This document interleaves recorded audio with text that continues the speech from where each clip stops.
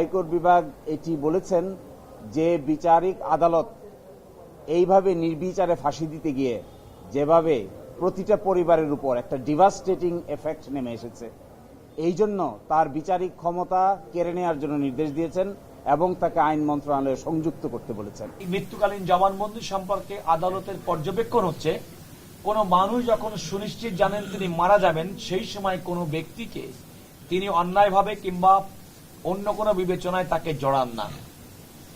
নিহত নুসরাত জাহান রাফি তার মৃত্যুকালীন জবানবন্দিতে কারা তাকে আগুন দিয়েছে কিংবা কারা তাকে ম্যাচ জ্বালিয়ে দিয়েছে এ কথা কিন্তু বলেননি। তিনি সুস্পষ্টভাবে বলেছেন 4 জন ব্যক্তির কথা।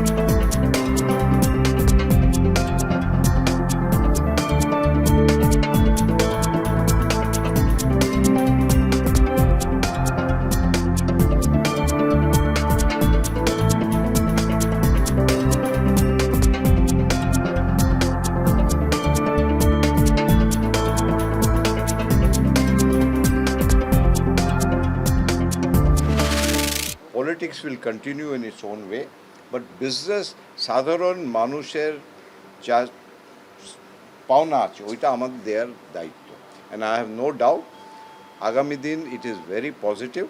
Let it take its own time. Bangladesh is a vibrant, sovereign, independent country. So is India. Nobody is big, nobody is small, all are equals, and we have to work on that footing. Economic consideration অনেক সময় অনেক কিছুকে ছাড়িয়ে যায়।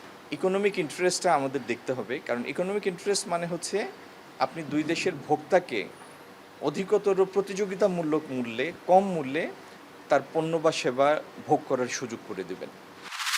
জানুয়ারি থেকে August পর্যন্ত 2026 সালে, এবং এটা হলো 95টি কারখানা বন্ধ হয়েছে। 95টি কারখানা বন্ধ হয়েছে। বিশেষ করে আমাদের এইটা হলো গাজীপুর, সাভার, আশুলিয়া, নারায়ণগঞ্জ, নরসিংদী এলাকাতে, এবং প্রায় 62,000 মানুষ কাজ হারিয়েছে বলে আমাদের হিসাব এটার ক্ষেত্রে এই সময়কালে।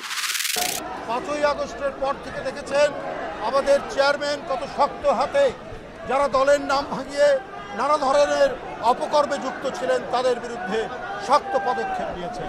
সুতরাং কেউ অনৈতিক কাজ করবেন না, গঠনমূলক কাজে থাকবেন।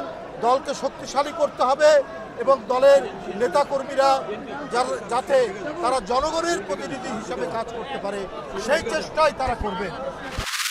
18 ফেব্রুয়ারি থেকে 30 জুন 830টি ঘটনা, যার 770টিতেই বিএনপির সম্পৃক্ততা পাওয়া গিয়েছে। এগুলো বিভিন্ন পত্রিকা এবং বিভিন্ন মানবাধিকার সংস্থার রেফারেন্সে আমরা বলছি। এবং প্রায় 6 মাসে বিএনপি নিজস্ব দলীয় কোন্দল, চাঁদাবাজির হিস্সা, দখলদারিত্ব, আধিপত্য বিস্তারকে কেন্দ্র করে অন্তত 273টি সংঘর্ষের ঘটনা ঘটেছে, যাতে 31 জন নেতাকর্মী নিহত হয়েছে।